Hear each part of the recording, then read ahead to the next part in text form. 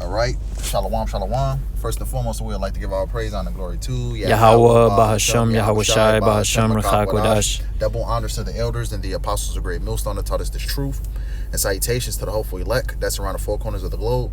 And the elect begins with 144,000. Yahweh, who the world ignorantly calls God and Jehovah. Bahasham is in the name. Yahweh Shai, who the world ignorantly calls Jesus Christ. The Rechakodash shares the Holy Spirit.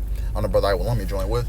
I Badia. And we come back at you, brothers and sisters of the household of faith of the Hopeful Righteous Select with another lesson. And Lord, when we hope this lesson be edifying to the Hopeful Righteous Select, the ones of the household of faith. Once again, this lesson is edifying. We're going to simply entitle this lesson, hey, Esau is going to receive double. Because ultimately, looking at the course of these generations, years upon years of oppression upon JQ so-called Negroes, Latinos, and Native Americans, hey, Esau is going to be paid back for all the shit that he has done to the nation of Israel. We're seeing the beginning stages of that, man. The curses are coming upon him. You can grab that Deuteronomy 30:7 real quick. But I'm going to start off with this one real quick. This is the book of Ecclesiasticus, better known as Sirach 25:7. It says, there be 9 things which I have judged in my heart to be happy, and the 10th I will utter with my tongue, a man that have joy of his children, and he that liveth to see the fall of his enemy. And right, we're seeing that right now, man. Hey, the curses coming upon our enemies, man. The Lord is starting to jack up Esau Edom, man. Everything that Jake has went through over the centuries course of how many years, that Esau has been oppressing our people, man. All these different things is coming upon our enemies, man. And this is the book of Deuteronomy, chapter 30 and verse 7. And Yahweh thy power will put all these curses upon thine enemies and on them that hate thee, which persecuted thee. You got it, dog. Break it down. So yeah, these curses are beginning to shift over to Esau Edom, which is our main enemy, the main enemy of the nation of Israel. Yep. Psalms, the 83rd chapter, tells you the enemies of Israel, starting with Esau Edom. Yep, I'm going to grab that for you, actually. This is the book of Psalms 83 and 1. You grab that Jeremiah 30 and 16. Psalms 83 and 1, it says, a psalm of Asaph, keep not thou silence, O power, hold not thy peace, and be not still, O power. It says, for lo, thy enemies, hey, we have enemies, man. It says, for lo, thy enemies make a tumult, and they that hate thee have lifted up the head. It says, they have taken crafty counsel against thy people, and consulted against thy hidden ones. Who are the hidden ones? You so-called Negroes, Latinos, and Native Americans. Hey, Jeremiah 17, the 17th chapter, we should discontinue from thy heritage, which the Lord have gave us. So ultimately, what? We're the hidden ones, man. We're, we have been discontinued from our heritage. We're calling ourselves African American, Mexican American, things of that nature. So we're the hidden ones. It says, they have said, come and let us cut them off from being a nation, that the name of Israel may be no more remembrance. And how did they do that, man? By what? Being our heritage out of us, man. The transatlantic slave trade. We couldn't read the Bible. Things of that nature. We couldn't speak our native language, which is what? Hebrew. We were given these proverbs and bad words. African American, Mexican American, you name Latino. it. Yep, Latino. It says, for they have consulted together with one consent. They are a confederate against thee, right? All these nations are confederate against us, man. What's that? You have the World Summit. They think of these different ways to keep our people oppressed and keep our people down in that lower state, man. It says, verse 6. It says the tabernacles of Edom. Right, this is the first nation name, man. The tabernacles of Edom. Who is Edom? The so-called white man. It says in the Ishmaelites, which are the Arabs of Moab and the Hagarenes. You got Moab, which is what? The Chinese, the so-called Chinese. It says Gabal and Ammon and Amalek, the Philistines with the inhabitants of Tyre, right, other heathen nations. Ashur is also is joined with them. They have hope in the children of Lot Salah. Because in the Maccabees, I believe it's the Maccabees, the 2nd chapter, talks about what nation has not had a part of a spoil. Loosely paraphrasing. But I got that Jeremiah. This is Jeremiah 30 and 16. Therefore, all they that devour thee shall be devoured, and all thine adversaries, every one of them, shall go into captivity, and they that spoil thee shall be a spoil, and all that prey upon thee will I give for a prey. Where it says, therefore, all they that devour thee shall be devoured. Hey, we have been devoured by all these different nations, starting with Esau Edom. Hey, Scripture said they afford the affliction, man. And that's what these nations have done, starting with Esau Edom. They put laws into effect. These devils put laws into effect to keep our people oppressed, to keep our people down, to keep our people in that lower state, man. To turn our people once against another, man. It says, all thine adversaries, every one of them should go into captivity. You can grab that Revelation 13 and 9 real quick. This is Revelation 13 and 9. If any man have an ear, let him hear.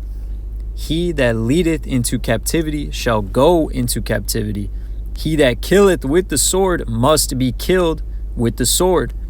Here is the patience and the faith of the saints. Right, it says, he that leadeth into captivity shall go into captivity. Hey, we've been under Esau Edom's domain for a long time now, man. You know, with that being said, just to back up your point, brother, this is the book of Isaiah. Hey, because Esau is going to get double, man. Hey, he's not finna escape the judgment that Yahweh Shem Yahushua is finna bring his way, man. You know, this is the book of Isaiah 14. I'm gonna just get to the point. I'm gonna read verse 1. Isaiah 14:1, it says, for Yahweh will have mercy on Jacob, and will yet choose Israel, and set them in their own land, and the strangers shall be joined with them, and they shall cleave into the house of Jacob. Right, this particular stranger is talking about the Israelite foreigners who's going to be, rejoined back with the nation, when the Lord comes back to ultimately what? To deliver them, and what? They're going to be joined back with their people. Those are the Israelite foreigners. It says, verse 2, and the people shall take them and bring them to their place, and the house of Israel shall possess them in the land of the Lord Yahweh, for servants and handmaids, and they shall take them captives, whose captives they were, and they shall rule over their oppressors. Right, to back up the brother that, you just read that Revelations 13:9 and verse 10, man. All of them shall go into captivity, man. Well, we're going to possess them that possessed us. And that's the reward that Yahweh Shem Yahushua is going to give, starting with his saints, starting with the elect, man. And we can't wait for that, man, for all the bloodshed, all the rape, robbery, and murder, that Esau Edom has done to our people. And any scriptures you have that comes to... I got one. This is Daniel 2:44. And in the days of these kings shall the power of heaven set up a kingdom which shall never be destroyed. And the kingdom shall not be left to other people, but it shall break in pieces and consume all these kingdoms, and it shall stand forever. Yep.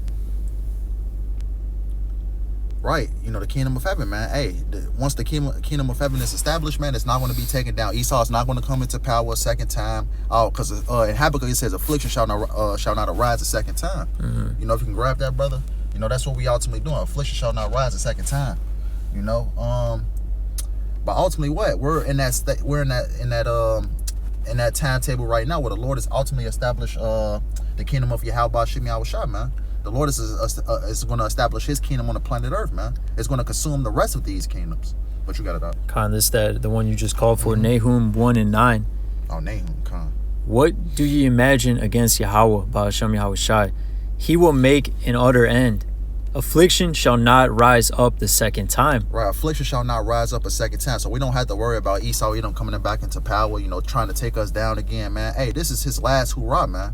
This is the second leg of the Roman Empire, man. This is the end of the fourth beast, And after that, man, as the brother read in that Daniel, what was that? Daniel's the second chapter? Okay. Hey, it says what? The Lord is going to set up a kingdom that shall break in pieces, these other kingdoms, man. Hey, the kingdom of Yahweh Shem Yahushua is going to be everlasting dominion, man. You can grab that, just to really talk about, further what the, the shit that Esau Edom has done to our people. You get that Ezekiel. We have one over in camp, Ezekiel 35:5. This is Ezekiel 35:5. Because thou hast had a perpetual hatred, and hast shed the blood of the children of Israel by the force of the sword in the time of their calamity, in the time that their iniquity had an end. Right, they had a perpetual hatred, man, with a longing and a continual hatred for our people, man, going back to what? To Jacob and Esau. They were fighting in the womb. In the womb, they struggled. They struggled in the womb. And hey, that hatred is between Esau and Jacob. That's spiritual. So that can't be changed.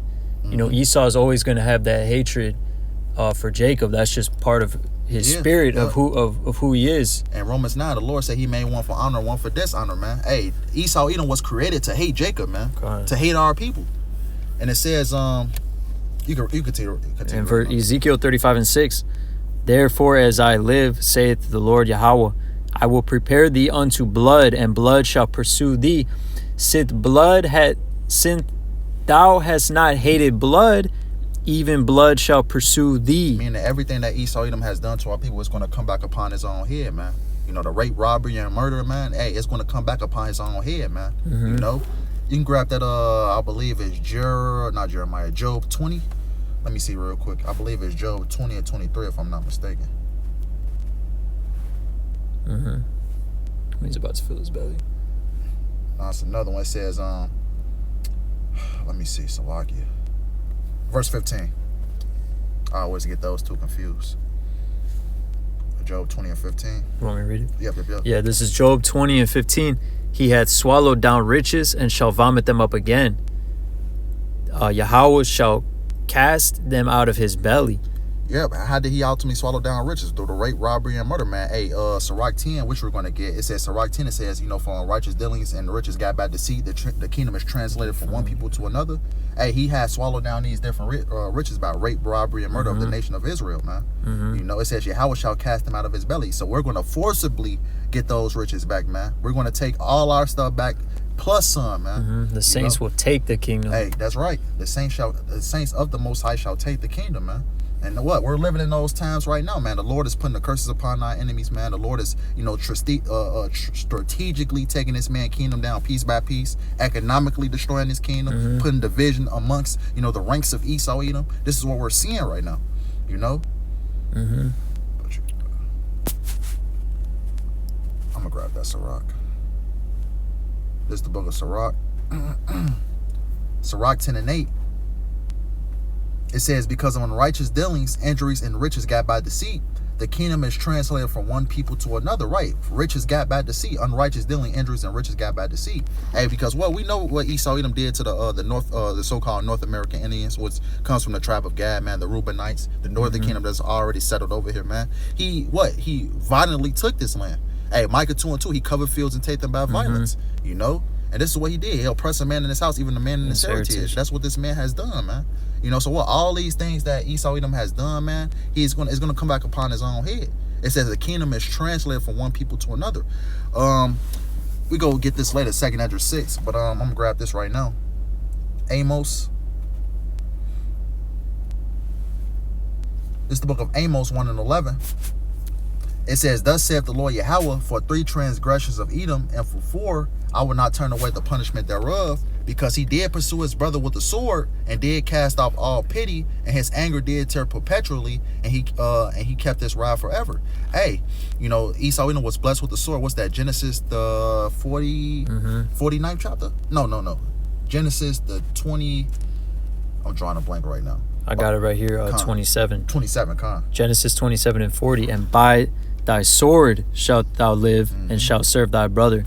And it shall come to pass, when thou shalt have the dominion, that thou shalt break his yoke from off thy neck. You can read verse 41 also, for sure. And verse 41, and Esau hated Jacob because of the blessing wherewith his father blessed him. And Esau said in his heart, the days of mourning for my father are at hand. Then will I slay my brother Jacob. Right, because if you go into the complete story of Jacob and Esau, man, Esau ultimately sold his birthright to Jacob. It was Jacob's birthright anyways. That's another lesson for another day. But ultimately what? Jacob supplanted Esau, for that blessing. And that's what the name Yahweh means. Yep, that's right. And ultimately that's what that hatred goes back to, man. And ultimately what? The Lord designed it that way for Esau to hate Jacob, man. Because what? That's our evil twin brother, man. He's, what? We're on the right-hand side. He's on the left-hand side, man. We're doing, we're created to do righteousness. He was created to do wickedness. That's balance. Yep. That's balance. You got something, Mark? Let me see. This is... I got Obadiah. You got it out.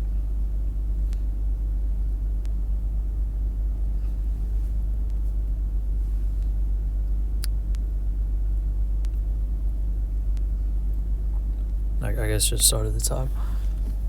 Yeah, wherever the Spirit had you lead, brother. This is Obadiah 1 and 1. The vision of Obadiah. Thus saith the Lord Yahweh concerning Edom. We have heard a rumor from Yahweh. An ambassador is sent among the heathen. Arise ye, and let us rise up against her in battle. Behold, I have made thee small among the heathen. Thou art greatly despised. Right. So Esau is the smallest amongst the nations, man. That's why the scripture says, the least of the flock shall draw them out. Amalek, being, the head tribe of Esau Edom, man. He's the smallest amongst the nations. Smallest percentage in the population, but Jacob is, the sand of the sea. So that right there tells you, but it says Obadiah 1 and 3. The pride of thine heart hath deceived thee. Thou that dwellest in the clefts of the rocks, whose habitation is high, that saith in his heart, who shall bring me down to the ground? Right, talking about Esau's pride, man. His pride, is up into the heavens.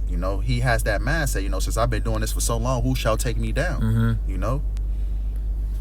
His Air Force. Yep. Hey, scripture said, who can make war with the beast, man? You know, because Esau Edom, he was blessed with the sword. He's ultimately been ruling and dominating these nations for centuries, man. It says, verse 4, though thou exalt thyself as the eagle, America's symbol, the eagle. Greek, Rome, and America. You know, all of Esau's massive dominions. Greek, Rome, and the second leg of Rome, which is America. It says, and though thou set thy nest among the stars, thence will I bring thee down, saith Yahweh Ba'ashem Yahushai. Right, Esau's space program that he's different satellites he's putting out of space. God, and that was around the same time that Abba Bivens was breaking down the scriptures. The late 60s when Abba Bivens came on the scene to ultimately the Lord putting the spirit back into his people again, man. Ultimately the going into Ezekiel the 37th chapter, you know, which is another lesson for another day. That's when ultimately this kingdom started to go down.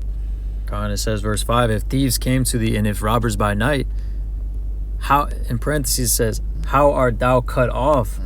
It says, would they not have stolen till they have enough?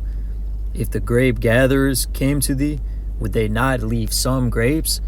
So Lord is basically saying, like Esau, you are finished. Yep. It says, verse 6, how are the things of Esau searched out? How are his hidden things sought up? Right, so that's the Lord exposing Esau by the way of the prophets, man. Isaiah the 47th chapter goes into that, man. Hey, lift up the skirt, you know. So basically, the Lord exposing this man and his secret dealings, man. You know. It says, verse 7, all the men of thy confederacy have brought thee even to the border. The men that were at peace with thee have deceived thee and prevailed against thee. They that eat thy bread have laid a wound under thee. There is none understanding in him. Read, you could really read to verse. But Obadiah is a heavy chapter, but you could really read to verse 10. We could just probably jump to verse 18. Okay, this is verse 10. For thy violence against thy brother Jacob shall shame cover thee, and thou shalt be cut off forever. Right, going back to the Ezekiel 35, which we just read, you know, that perpetual hatred, you know, since thou hast not hated blood, even blood shall pursue thee, man. So everything is coming back upon Esau's head, man. You know. It says what? And thou shalt be cut off forever. So with that being said, brother, you could jump to verse 18. This is Obadiah 1:18. And the house of Jacob shall be a fire, and the house of Joseph a flame, and the house of Esau for stubble. And they shall kindle in them and devour them, and there shall not be any remaining of the house of Esau, for Yahweh had spoken it. Right, because after 1,000 years of this man's captivity, man, he's going to be, gathered up, and his whole nation, his whole lineage, his whole line is going to be burnt up, man. You know. But if you ain't have anything else, we could probably end off on these two. You can grab, you can hold 2nd Ezra 6, starting at verse 7 to 9. I'm gonna grab this Lamentations real quick. If you ain't have anything else, sir. I was just to make the quick point, because it says there will be none remaining of the house of Esau, for Yahweh has spoken it. And it says also in Psalms that, the Lord's not going to alter the thing that he came out of his mouth, roughly paraphrasing. So then, there's the Christians saying all nations can be saved. This is just not the case. And you know what, brother? We did jump to verse 18, but could you read verses 15 to 18? Khan, this is back to Obadiah 1:15. For the day of Yahweh is near upon all the heathen. As thou hast done, it shall be done unto thee. Thy reward shall return upon thine own head. Yep. For as ye have drunk upon my holy mountain, so shall all the heathen drink continually. Yea, they shall drink, and they shall swallow down, and they shall be as though they had not been. Right, because in Zechariah it says, them that toucheth you toucheth the apple of my eye, man. And all these nations had a part in taking us down. Psalms 83 chapter, 83rd chapter, which we just read, man. And it started with Esau Edom, man. And what? He played a big part in taking us down, man. And ultimately oppressing our people, destroying our people, taking our people's heritage away, man. And it says what? They shall drink continually, man. I'm gonna grab that Lamentations 4:21 going into that cup, man. They shall ultimately drink of that cup, man, which is that what? That cup of torment, that cup of slavery. But you got it out. It says Obadiah 1:17, but upon Mount Zion shall be deliverance, and there shall be holiness. And the house of Jacob shall possess their possessions. And who is our possessions, man? These other nations. In the scriptures, I believe it's in Psalms 2. Yeah, it says, I will give you the heathen for thine inheritance. Hey, that's what the Lord is going to give us, the heathen for our inheritance. But you got it up. That's back to verse 18. Yeah. You want me to read that again? Yeah, read it one more time. Yeah, it kind of says, "And the house of Jacob shall be a fire, and the house of Joseph a flame, and the house of Esau for stubble. And they shall kindle in them, and shall devour them, and there shall not be any remaining of the house of Esau. For Yahweh Ba'ashem Yahushai had spoken it." And right, and like I was saying before, ultimately when this man served his 1,000 years of captivity, he's going to be gathered up, and his line is going to be destroyed, man. But it was a point you had to make up, or that was pretty much? No, that was it. All right, that was it. But just to backtrack real quick, that Lamentations 4:21 brought it out of account. This is the book of Lamentations 4:21. It says, "Rejoice and be glad, O daughter of Edom, that dwelleth in the land of Uz. It says, the cup also shall pass through unto thee. Thou shalt be drunken and shalt make thyself naked." Right, what is that cup, man? Because we're drinking off that cup right now, the last little bit of it, that cup of torment, that cup of slavery. Esau, Edom, and these other nations going to have to drink of that cup, man. For all the bloodshed that he has, committed to our people. It says, verse 22, "It's the punishment of thine iniquity is accomplished, O daughter of Zion. He will no more carry thee away into captivity. He will visit thine iniquity, O daughter of Edom. He will discover thy sins." And that's happening right now, man. That Deuteronomy 30:7, which we just read. Curses. The curse is coming upon our enemies, man. So we're seeing the beginning stages of Esau's downfall, man. That started back in what? When he set his we read it in Obadiah, when he set his satellites up there in space, man. When the Lord started to bring his kingdom down, man. America started to become on a decline. As the brother said, when Abba Bivens came on the scene, this word to start to be declared throughout the four corners of the world. That's when this man's kingdom started to fall. Second Ezra 6, And then this is Second Ezra chapter 6, verse 7. It reads, "Then answered I and said, What shall be the parting asunder of the times? Or when shall be the end of the first and the beginning of it that followeth?" Right, so this is Ezra and the angel having a conversation. What shall be the end of all these things, which we're, currently seeing, man. What you got it out? It says, verse 8, "And he said unto me, From Abraham unto Isaac, when Jacob and Esau were born of him, Jacob's hand held first the heel of Esau." Right, going back to the account of Genesis, the 25th chapter, when Jacob and Esau were born, it says what? Jacob's hand held first the heel of Esau, which is symbolic of Esau going down. Who was going to take down Esau? Yahweh was going to bring his son Yahweh back to ultimately take this man down. And here it is right here, verse 9. 2 Ezra 6 and 9. "For Esau is the end of the world, and Jacob is the beginning of it that followeth." It says, well, Esau's the end of the world, going into the end of what? His kingdom, the end of his age. Because a lot of Christians say, "Oh man, the world finna blow up." No, Ecclesiastes said the world abide, the earth abide forever. The water, brother. He made it not in vain. Yep. He made it to be inhabited. Yep. So ultimately, we're at the end of Esau's age, man. And now we're seeing that, man. His society's on a decline. He is trying to, the money is trash now. Yeah. The dollar's about to crash. He's trying to set up this digital system, which he's only going to get so far at. The RFID hip. It says that Jacob is the beginner of it that follow. Since we brought that out, brother, let's go back to that Sirach 10 and read verses, I believe it's either verses 4 or 5 in that Sirach 10. Just to back up that point. Jacob is the beginner of that follow. Start at verse 4. Yeah. It says, Sirach 10 and 4, "The power of the earth is in the hand of Yahweh, Ba'ashem Yahushai, and in due time he will set over it one that is profitable." Right, to back up that 2 Ezra 6 and 9, it says for Esau's the end of the world, and Jacob is the beginner of that followeth, man. And you read it, that Daniel's the 2nd chapter, it says, the Lord shall, I know I'm butchering it, but ultimately, the Lord shall establish the kingdom and shall break in pieces other kingdoms. And what? The Lord's kingdom is going to be an everlasting dominion, man. And it's going to be profitable towards the whole world, man. And with this kingdom, man, all these heathens, that first 1,000 years, we're going to get our payback, starting with Esau, Edom, man. But if you can't have anything else, Yeah, no, it's good.